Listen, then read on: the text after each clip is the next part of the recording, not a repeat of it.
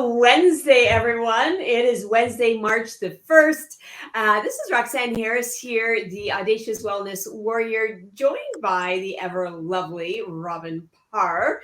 And welcome to the show. We were having a chuckle before the show started about all of the amazing things that have been happening in the last couple of days and kind of, putting me off my stride a little bit. And, we want to launch in today. Make sure you grab a cup of coffee, tea, water. If you're juicing the celery, grab your juice. Today's mug says, be yourself and don't apologize. And this is really important. And what I'd like to just jump off by saying is for those who dwell in the shelter of the Most High, they will find rest in the shadow of the Almighty. This is what I declare about my God. He alone is my refuge, my place of safety. And in him alone, I will trust. And it's one of my favorite scriptures. If you caught my interview on the H2O program last week, you'll see that it was one of the scriptures that carried me through the roughest times. It's still one of the scriptures. Today, when I was having my shower, I was just repeating that over and over and over again out loud because, Robin, sometimes things get a little messy in our lives and it can really derail us, especially if we're sleep deprived. I'll say love deprived because we're not being nice to ourselves or we're not able to receive love from others. Maybe we're water deprived, rest deprived, fun deprived, but we can end up taking things that happen that, they might be really crappy things, like when your septic goes and your basement is flooded with sewage. It's not a lovely thing, right? It can make even the most, I think, lovely person a tad bit short. So, Robin, where do we go? Like, what do we do when things seem to be falling apart around us and we're losing it? What are some of the tips, tricks, things that you do to help regain your calm and your balance? Because you're very good at this and you've learned over the years how to really try and stay in that place of balanced peace. Well, the first thing is to breathe. I think that sometimes you have to remove yourself from a situation for even if it's just for a minute or two, just to collect yourself and take some deep breaths, compose, and calm the mind, calm the spirit. So even when you're in a confrontation with somebody or you feel like you're being verbally attacked and stuff, sometimes you just have to hold your breath and just think in your eternal mind, this like breathe, calm, relax before you push all that energy outward. Because so often I think that we do that. We have a knee-jerk reaction to things that are happening around us. And that can be detrimental not only to the people around us or the situation around us, but also to ourselves. And we then often, after the situation goes by, then we reflect and go, well, geez, I sure could have handled that better. Yeah. And I think that it's just taking that moment, as hard as it is in that time where you just want to just, wow, but you have to breathe and then collect yourself, walk away and come back with a fresh mind. And it really is amazing, just those few moments, just taking a deep breath. Even, your kids are running around and toddlers are throwing food everywhere and there's chaos. Just go to the bathroom, shut the door, and just breathe and collect yourself and then come back out and deal with it. I want to let you finish, but it reminded me of something so funny. When the kids were little, I used to call it mummy's timeout. And that's exactly what I would do. I would literally go to the bathroom and lock the door and cry or breathe or sing or try and recollect my thoughts because I needed a timeout so I wouldn't lose it. And I think that it doesn't matter whether you're dealing with toddlers or grown adults or aging parents. Sometimes we need that time out and we need a reminder that we need it and we need to go and take that deep breath. Mm-hmm. Yeah, because you can come back, even though the situation is going to be still frustrating and hard, you have that moment to collect yourself and calm down, because that knee-jerk reaction is just detrimental sometimes. So. Hmm. Well, and I think we are always in control of our mood. So we've talked about this before, that people think that their emotions are their mood, and this is really not true. The emotions are that subconscious reaction that comes up from your subconscious brain called the limbic system, where it looks for similarity. So when something happens to us in a nanosecond of time, your brain is searching, looks like, sounds like, feels like, tastes like, and it draws a conclusion, and an emotion comes up. You're scared, you're sad, you're angry, you're disappointed, whatever the emotion is. But our mood is how we respond to that, because we can be very angry and yet we can still present in that very pleasant, calm way. We can be very, very sad, right? And we can still be very calm and grounded, and we can help other people through situations as well. And so it's simply not true that we're not in control of our mood. We're not in control of our emotions, those come up on historical events, but we can rewire and retrain the brain to look for different similarities, right? And so if something, less than lovely happens to us, and we reframe that in our mind and we respond differently, it starts a new neural connection where the brain is like, well, that's interesting, like, how come we're not freaking out, right? And so I had this situation. I had this most amazing group of ladies at my home for 6 days last week, and they left on Sunday night. And this was an advanced blood microscopy and therapeutics program. And we actually, I called it, right, an advanced lifestyle. So I wasn't just training people that are already doing blood microscopy, but I was training them on the other things that we can do to really up level our life. And not just training, but like doing the stuff, going through the motions, making the stuff happen. Anything from, eating right for your blood type, to doing different forms of exercise. We were exercising twice a day in different ways, whether they're using the infrared sauna, whether they're doing coffee enemas, right? But like all the stuff, we were doing the cupping, the lymphatic massage, and it was a lot of fun. And we were having a great time until, Sunday, when the whole septic system backed up and literally shit was everywhere, right? And it was kind of funny, we all kind of held it together, and, some were making lunch, and, I'm pledging everything. And one of the ladies, she's just a absolute freaking rock star. Shout out to you, Lori. But, she's in one bathroom, like plunging like her life depended on it. And, and I'm in another. We're soaked with like all the stuff. And, you have an opportunity in that moment to completely derail, which, would have been very easy to do after, 6 days of, 12, 14-hour days being together, exhausted, doing life, like learning.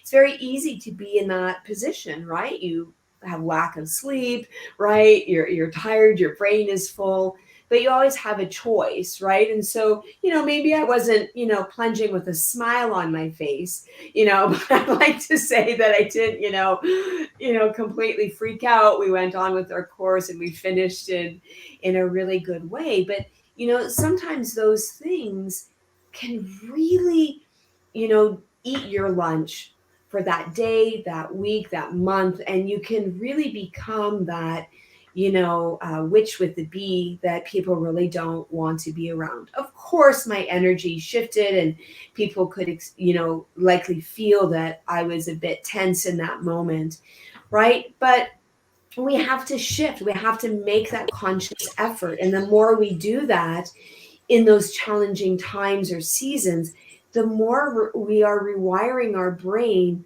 to not freak out, right? To not go there. Just as if, you were sitting at church or in the middle of, a bank meeting or something like that, and your kids are like, climbing the walls. You likely aren't going to completely lose it. You're going to correct in a firm but stern way. And so, Robin, what are some other tips? Because I feel like this is a very pressing issue right now. So the clients that I'm seeing come into my office, into my clinic over the past 3 years, but especially, I mean, it's been always, but really especially the last year, year and a half, people are losing it. Like really their patience meter has gone. Like their that song, My Give a Damn's Busted, right? And so they're not able to mediate or manage the mood, right? The expression of the emotions. And we've come into this weirdness in society as a whole where it's suddenly okay, right, to just lose it, to blast people, and we're supposed to be okay with that. And I don't think we should be, right? We should be able to really maneuver difficult situations and conversations with grace and love, and really come at come at it from the standpoint that we don't know what bit of hell they've experienced that day, that week, that month, and where is our grace. We want grace for ourselves, but we're not really willing to extend it to others. So let's talk about that. What are your thoughts on that, and kind of how do we get back to managing what we say? Well, in my opinion, the world has been tipped upside down for the last 3 years or so, and nobody really knows if they're coming or going anymore. And living in that fight or flight Yeah. situation all the time is very high stress. Your body has a very strong alert, like you're on high alert all the time and waiting and almost looking for things to validate your feelings, or you know, this is going to go wrong, expecting things to be wrong all the time because Yes. they have been. And so, I think we touched about it, a couple episodes ago about what you see and what you're going to get. So if you're seeing negativity and seeing situations that are bad all the time, and you're expecting those, and that's Mm. probably what's going to happen. You can even take a situation that's maybe not that bad and turn it into something that's a mountain out of a molehill, right? Yes. And I think that you have to start with yourself and in your own home and start looking for the positivities. Again, we, talked about the taking of the pictures and having the family dinners and talking positively to our spouses and to our kids, and especially to ourselves, so that we bring ourselves up and we're feeling like our cup is full and not being drained all the time. Doing the things that you need to do for self-care. So when, the biggest way you can fix the world, in my opinion, is to start with your own home. Um, Mm. if your own home's a mess, you can't go out and fix anything else in the world. And not that we're going out to fix anything, but it's the chaos in their minds and their homes and their relationships with their family, kids, spouses, sisters, brothers, mothers, fathers, those Mhm. are all in chaotic forms all the time. You can't go outward and expect to see this world that's, full of love and kindness, because you're looking for that, because that's how you're always feeling, unsure, and, something is restless in your soul. So I think if you start doing those self-care things, uh, self-care, but going into the husbands and the kids and your in your immediate family, and then your extended family, and then taking the pictures or whatever it is to you that you can make your own world better, then you can go out and look more positively. That being said, when you do come into situations like you said, you don't know what's going on in people's worlds, and Yeah. you don't know if they got a really bad phone call, their husband or wife lost their job, or their kid is sick, or their kids, in trouble, and they're super worried about them, or something's wrong with their parents. Everybody has stuff that they're dealing with on a personal level, and they have to take that and go into the world to do their grocery shopping or go to work and stuff. So they're carrying that with them, right? Mhm. So Mhm. when the smallest thing that they say might trigger you, because you're also in that's that knee jerk reaction. So they say something, then you're mad, and then it's kind of like this, oh, right. Yeah. And it brings me back to a story that I think I shared before about going to Walmart, and there was this lady, and she was just I think it was, what do you call those? The greeters, I think. And she was just not having a good day. And she was just very, very angry. And she was putting it out on everybody that she was dealing with. Wow. And, and I got taught a lesson in that, because after dealing with my situation with her, and then my son, who had gone in earlier with his friend, had a situation with her totally separate from me, and you could see her just kind of snarling and growling at everybody. Mm. I had said, me and my daughter were talking about it while we were waiting in line, and I said, I think the thing is that I did wrong was is that I should have went and got a coffee and a donut or a muffin or whatever they sell at that McDonald's there, and went and offered it to her and said, I really hope that you have a better day. Yeah. How many stories do you see on Facebook where people are honking their horns and they're in line, and the lineup is long, and everyone's trying to get their morning commute and morning rush done, but somebody ahead of them has bought in coffee, and it just totally makes their day. It's just the smallest act of Yeah. kindness, and it changes the world perspective. So maybe you're not in a financial situation that you can do that, things like that, but there is a smile or a kind word, or looking at a mom who's losing her mind in a store because her kids are having temper tantrums, and just offering that smile, or I've been there, you've got this, mama. Just the Yeah. smallest things make a world of difference. And putting kindness into the world, I think, instead of all this hate all the time, is also going to change things. It's Everyone has been turned against each other, this belief, Mhm. that belief, up, down, black, white, like it's just totally um been just at each other in the throat kind of society. And I think we need to revert back to, we're all human beings. We're all trying to just get through our day and get back to our families. And we want it to be the nicest place that we can. This world should be full of kindness and love and not hate, because Yeah. brews hostility, right? Well, and it's interesting because there's that saying. In fact, I even have it on my checkbook, under my signature, practice random acts of kindness. And I'm like, why does it have to be random? Like, why can't we just be kind? Right? Hmm.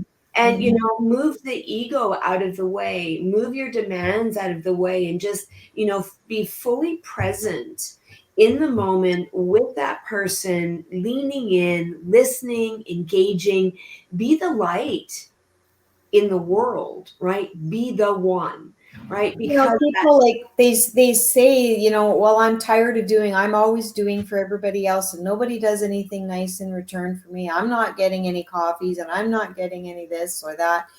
But that within your itself should fulfill you. If you know in your heart, when you go to bed at night, you presented your best self, and yeah, maybe you're not getting that in return, that should be enough for you. Because when you're doing acts of kindness, it's not about what you're getting in return. And yeah. sometimes you don't even see how your kindness has affected other people. It's so true. And, like, we're not about conditional love. So if you're expecting something in return, then it's a conditional love. We love because it's unconditional. It's what, Jesus taught us. We just love. We are love. And that should fill us up. That's enough, regardless of anyone that returns. And I love what you said a few minutes ago about, like, are you even talking nicely to yourself? Right? Because we don't need to rely on other people to give us love, to show us kindness. We are that. And then the exchange comes back because people can't help themselves. When you smile at them, eventually they're going to start smiling back, right? Like, it might take a hot minute or, a week or a month. But if you keep smiling, you're going to crack them. My son-in-law has, it's purpose in his heart, right, that as an RCMP, he's going to show love. He's going to show kindness. He smiles and waves at everyone. And most of the time, that's not what he gets in return. But he just continues, right? In the community that he serves, waves and smiles at everyone, waves and smiles at everyone, waves and smiles at everyone, no matter what hate they spew, no matter what fingers or gestures they give. Have a good day. And he authentically means it because his heart is literally to make the world a better place. And it does start with the one. Right. And, I remember Bill Prankard telling a story years ago about doing some ministry up in the far north of Russia, up in the Arctic. And they were driving in a tank. Well, tanks aren't heated and it's like minus a bajillion below. Like it's freezing. They're freezing. They're sitting in the back of the tank and they see some tents on the tundra. So they go there hoping, that they can minister to the Inuit there. And literally one person comes out of the tents. All of the rest of the community was out on the land hunting. It was literally one person. And the interpreter that was with them has said to Pastor Bill, shall we, because Bill was like, man, like, we got to get back in the tank and go. Like, we can't waste our time for the one. And the interpreter said, shall we serve the one? And I always remember that. And it makes me like well up every time I think of that. So, Pastor Bill says we did a full on church service for one person, like all the stuff, right?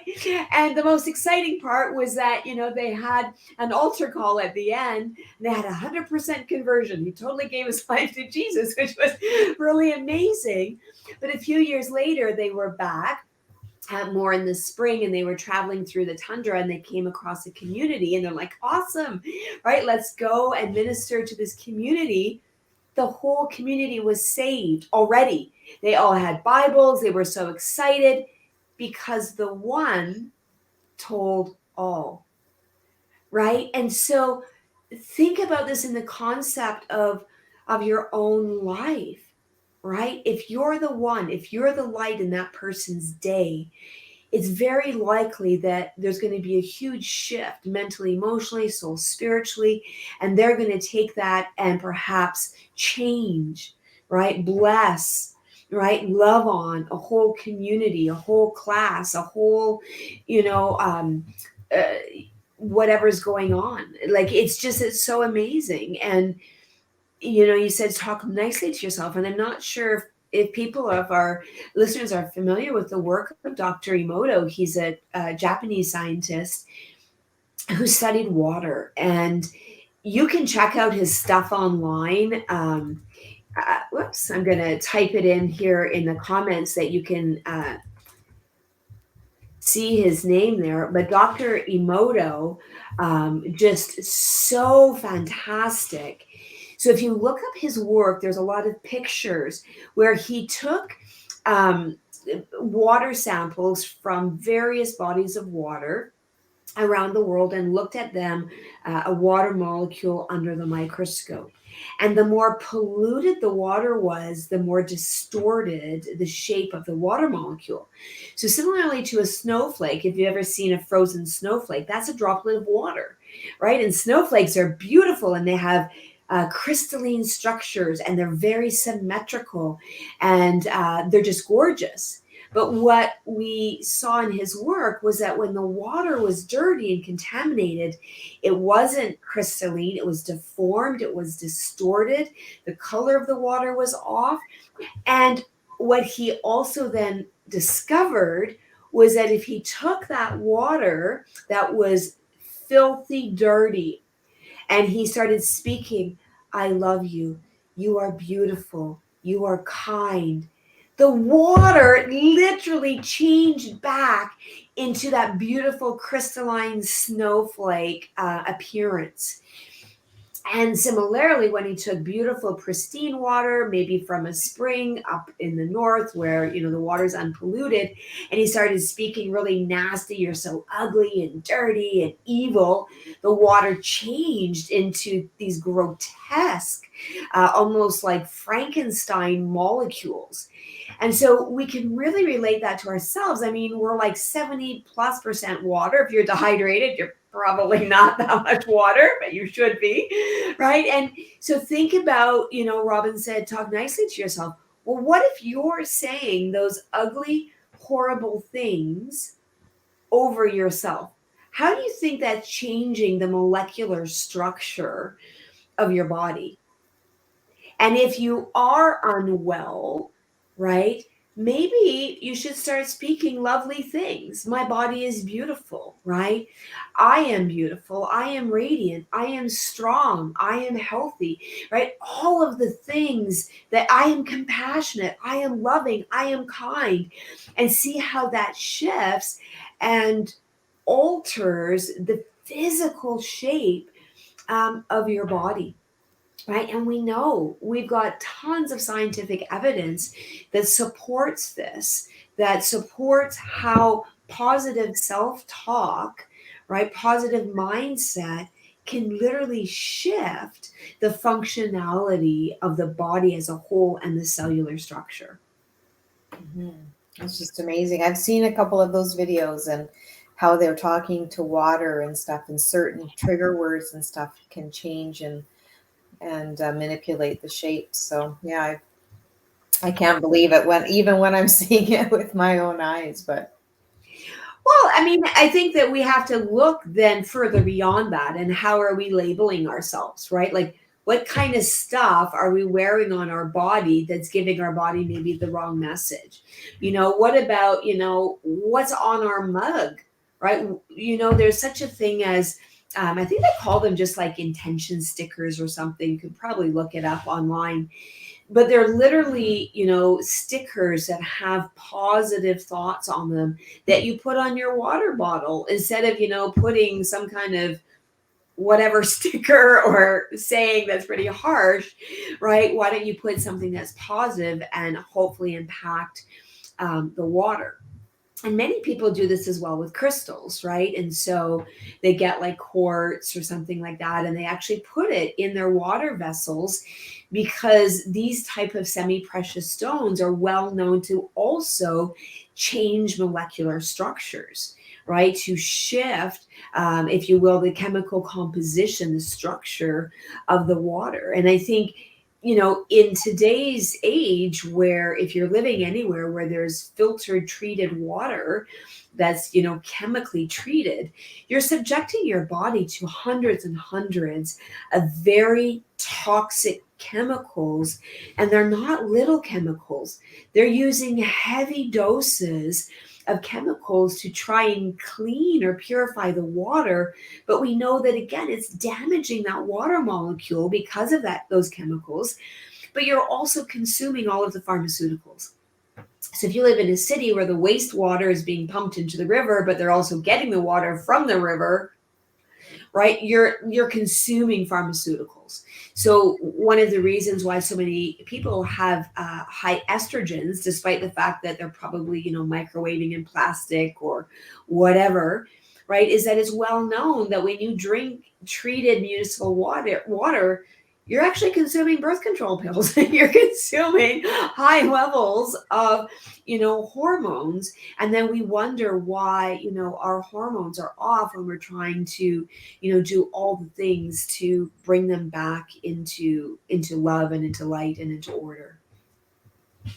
yeah, it's crazy how much stuff that we have unknowingly put into our bodies, and everyone cleans their house, and how many chemicals and stuff go into the water system, and people that dump their leftover pills down the toilet and all that kind of stuff, right? Mm-hmm. Mm-hmm. So, it's a very interesting thing about being a light, that, you mentioned, because we all have light within us. If we didn't, I mean, we'd be dead. Like, we just would not be functional.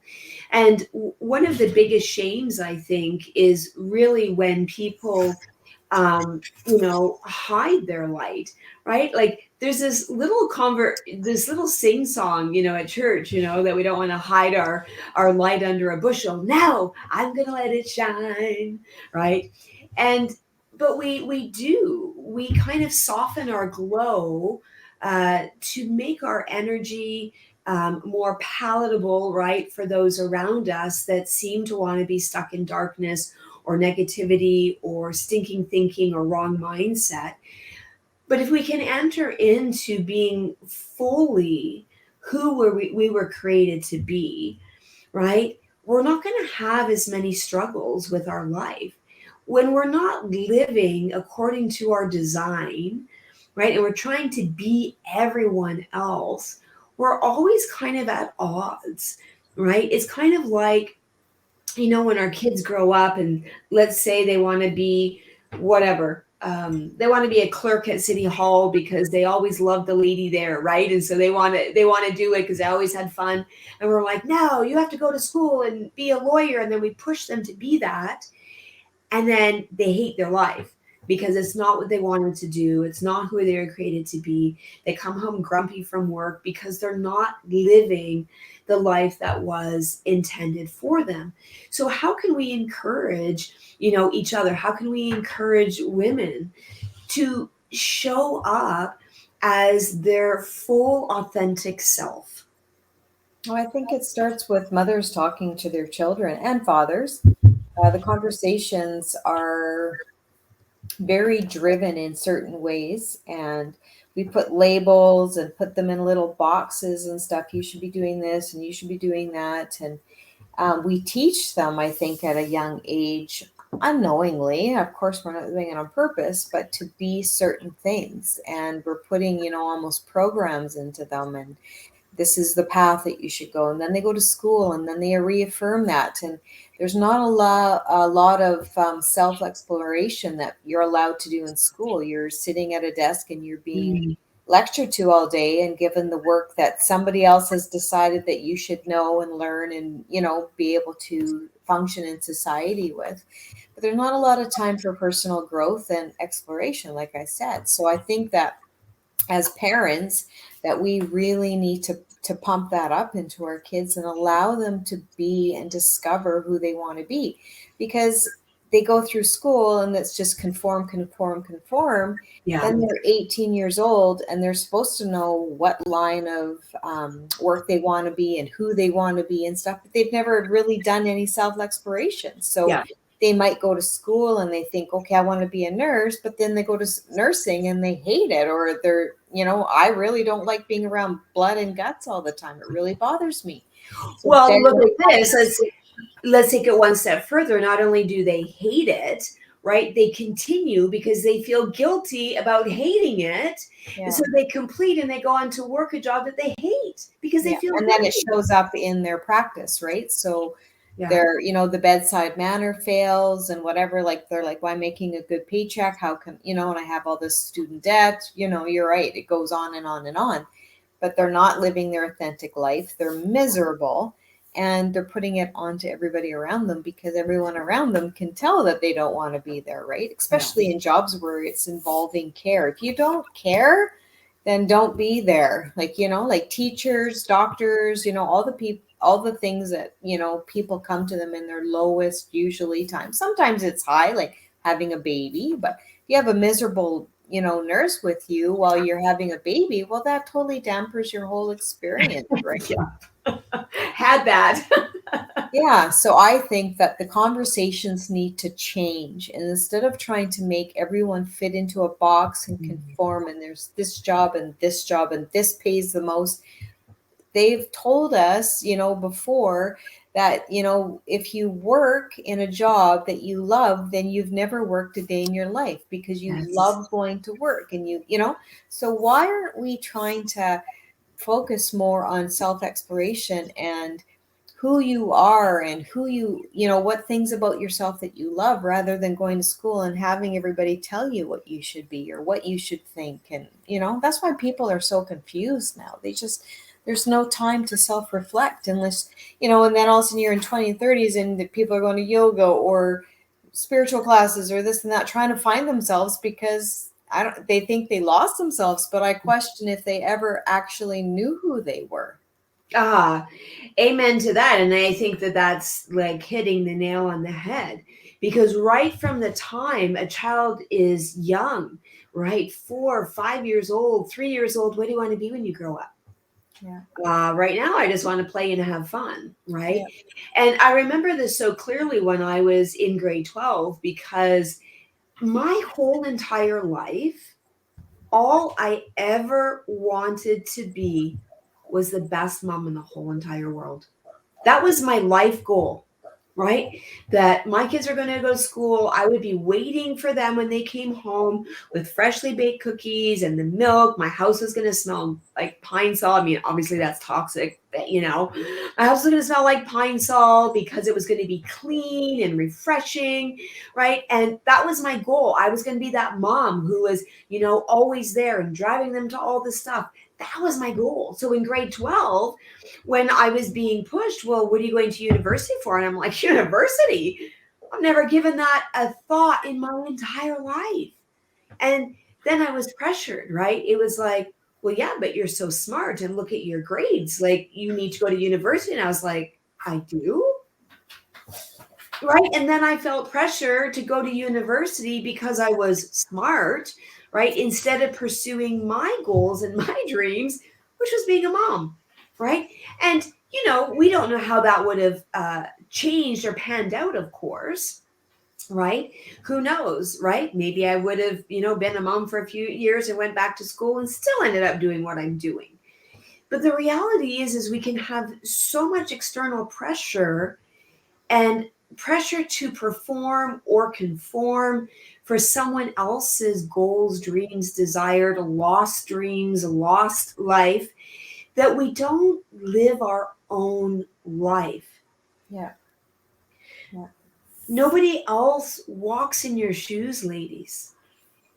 There's nobody else who can literally tell you to do a 180 or a 30-degree shift, right?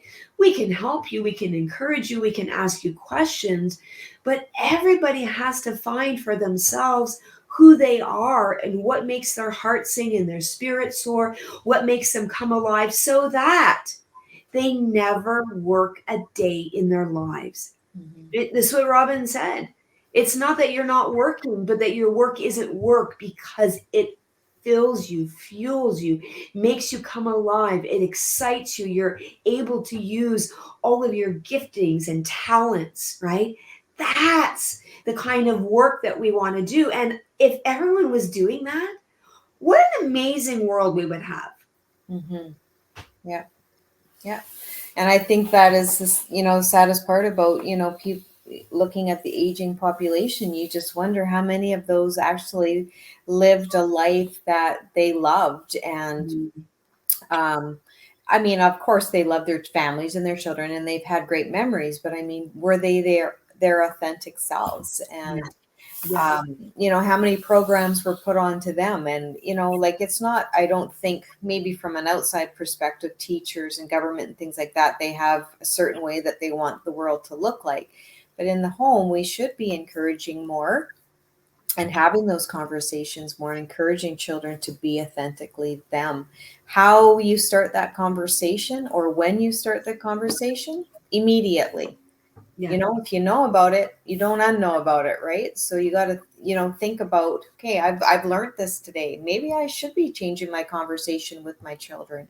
Why am I asking them, what do you want to be when you grow up? And this pays good, and this pays good, and this pays good, or you should go in this, we always try and steer our children in the direction that we think is best and what is good for them. And is it good for them, or is it good for you? Right? Mhm. Just like our parents kind of did to us, right? So. Yeah.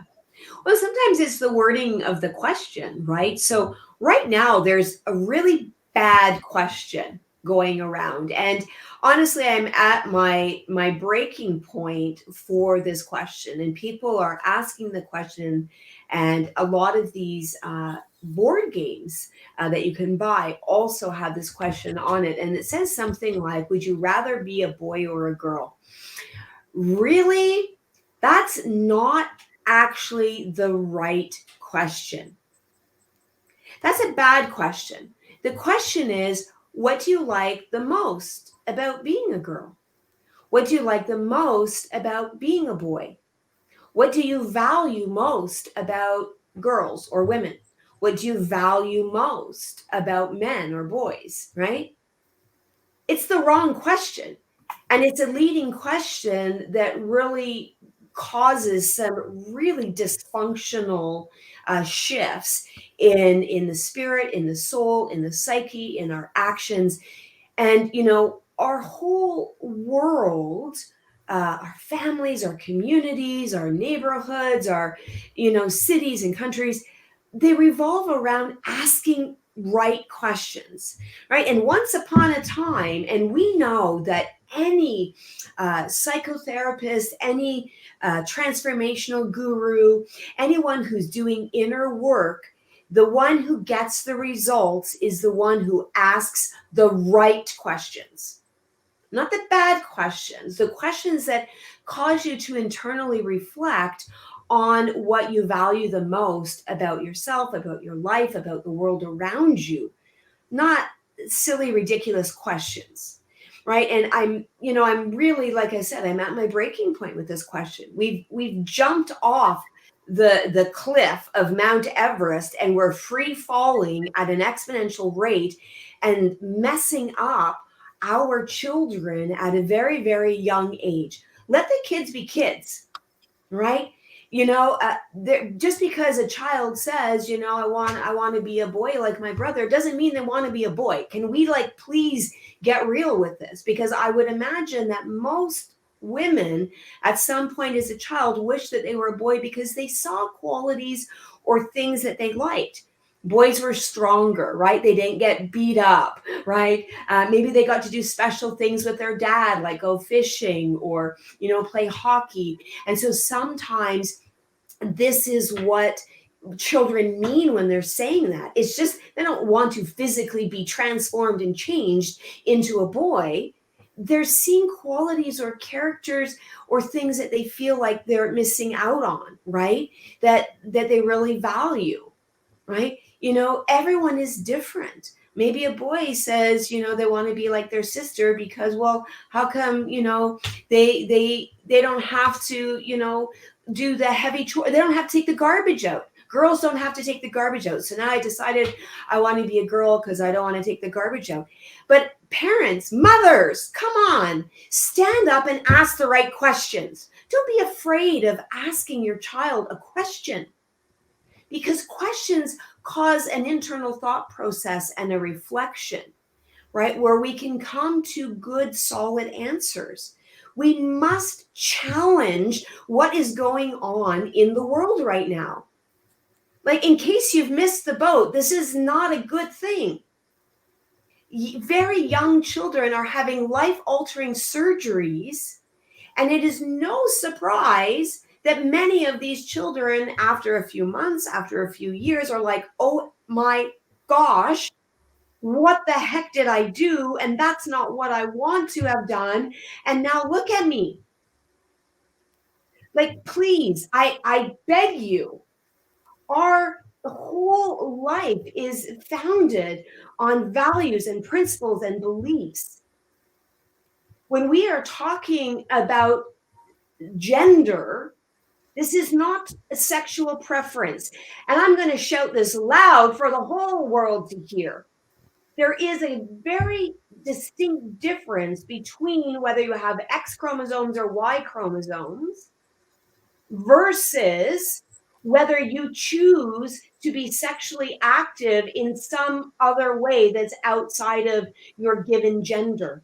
Let's stop confusing this issue. This issue is very confused.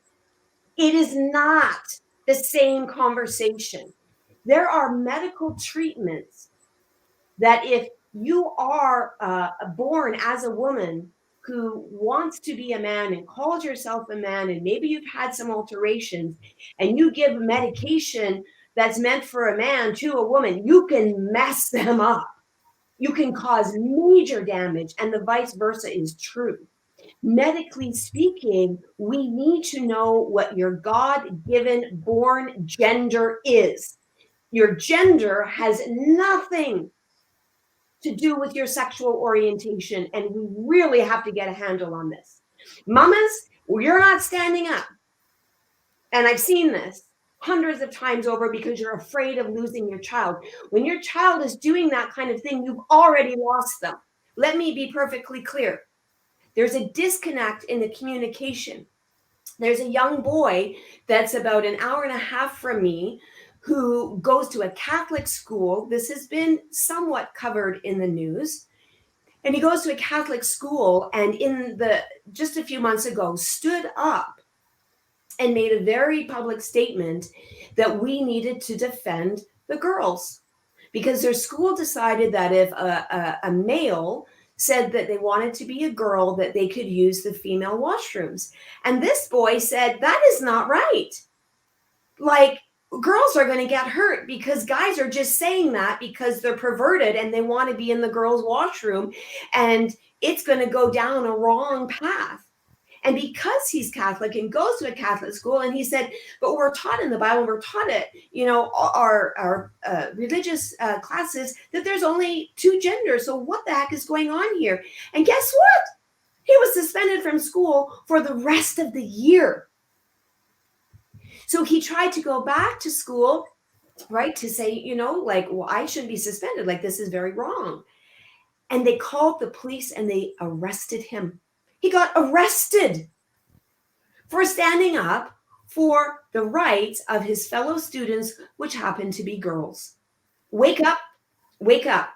As a mother, there is no way, if I had a daughter, that we would be going into a public washroom, or I would be allowing her to go into a public washroom at this point in time, because the horror stories of what is happening in washrooms because of this ideological belief that we can be whoever we want to be is not true, because there are creeps out there, and there are a lot of creeps out there who are using this as a platform to get into trouble and to do things to women and girls that is not okay. And so, I'm not sorry that we went here on the show, because literally we need to stand up for this. Like, where's all the mama bears here? Well, I think that a lot of people are afraid to say anything nowadays because there's going to be backlash on either side of it, right? So everyone's trying so hard to be politically correct, but in the meantime, it's spiraling downhill very, very quickly, and nobody knows who they are anymore. And that's part of the mental health pandemic, and why there's so many suicides. And you talk about having the light within yourself. Well, a lot of people's lights have gone out, and there's no hope, and there's no support in the right ways, asking the right questions instead of going to a doctor and saying, well, I'm feeling this way, and maybe you're having a mental health issue, and they turn it into, well, you have the wrong gender or whatever, and we can give you medication for that.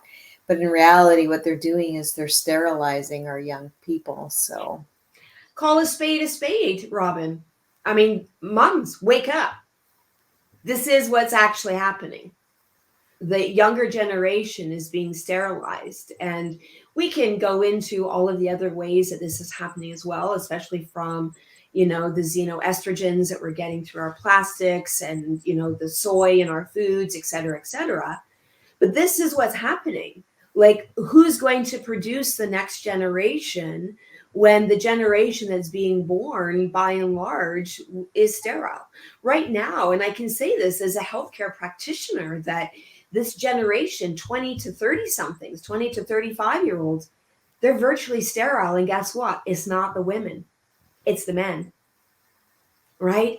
So there's already a lot of concern kind of in the fertility world about what's going on, that, Our birth rates are dropping. Our pregnancies are dropping. Why are women not able to carry a baby to term? Why are women starting to hemorrhage at 12 weeks? Why are women babies, dying at 22, 24 weeks? Why are women's babies being stillborn at full term, 38, 39, 40 weeks? So the baby was fine. They go into labor, the baby dies. This isn't a little issue. This is a freaking huge issue.